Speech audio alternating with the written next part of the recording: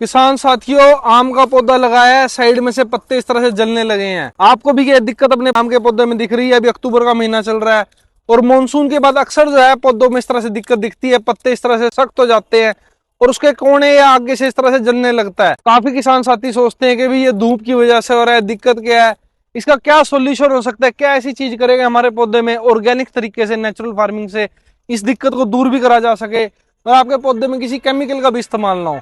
तो साथियों, उसके लिए सबसे पहले हमें समझना पड़ेगा ये दिक्कत होती क्या है। जब आपका पत्ता इस तरह से साइड में से जलने लगता है साथियों, ये दिक्कत आती है, इसमें न्यूट्रिएंट डेफिशिएंसी से इसकी शुरुआत होती है। ज्यादा पानी इकट्ठा होने से, मॉइस्चर होने से जड़ें हमारी जो होती हैं जमीन से न्यूट्रिएंट ठीक से नहीं ले पाती।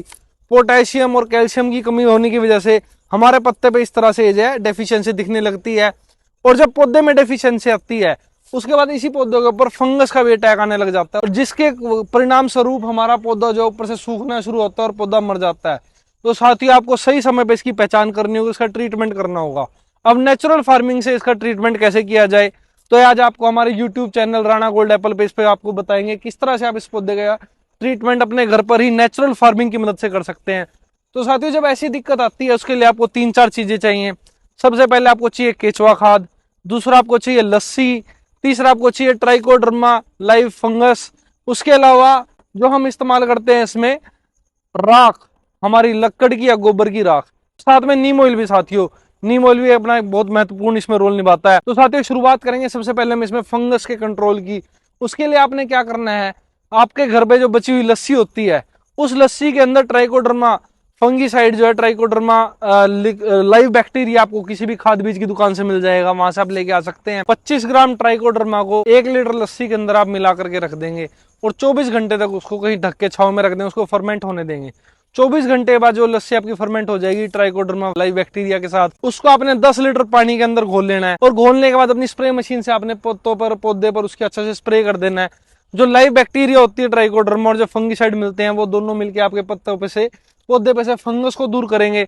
उसके बाद साथियों, आपने क्या करना है, पौधे की जड़ों को चारों तरफ से आसपास से सफाई कर लेनी है और उसके अंदर आपने डालना है वर्मी कंपोस्ट यानी कि केचुआ खाद। केचुआ खाद की जो मात्रा लेंगे, अगर आपका पौधा इस तरह का है, इतनी हाइट तक का है या इससे थोड़ा छोटा बड़ा भी है, 2.5-3 किलो तक आपने केचुआ खाद लेनी है और नीचे डाल देनी है। और केचुआ खाद के साथ मिक्स करेंगे 200 ग्राम जो है, लगभग 200-250 ग्राम राख। राख होनी चाहिए आपकी लकड़ की या फिर गोबर की। अगर राख होगी तो बहुत बेहतरीन उसका परिणाम रहेगा।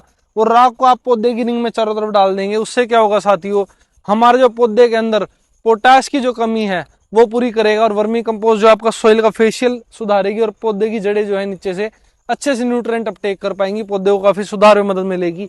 वर्मी कंपोस्ट के अंदर और भी सारे जरूरी पोषक तत्व होते हैं जो हमारे पौधे को शक्ति देते हैं सर्वाइवल के लिए।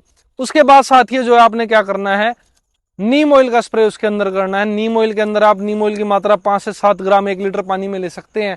उसके साथ लिक्विड सोप आप थोड़ी सी मिक्स कर सकते हैं, लगभग 3-4 ml लिक्विड सोप भी आप मिक्स करके उसका स्प्रे भी अपने पौधे पर 7-7 दिन बाद 3 बार आप स्प्रे अगर कर देते हैं तो आप पाएंगे आपका पौधा जो है इस तरह की जो संकट से वो बाहर निकल जाएगा, आपका पौधा सर्वाइवल अच्छा होगा।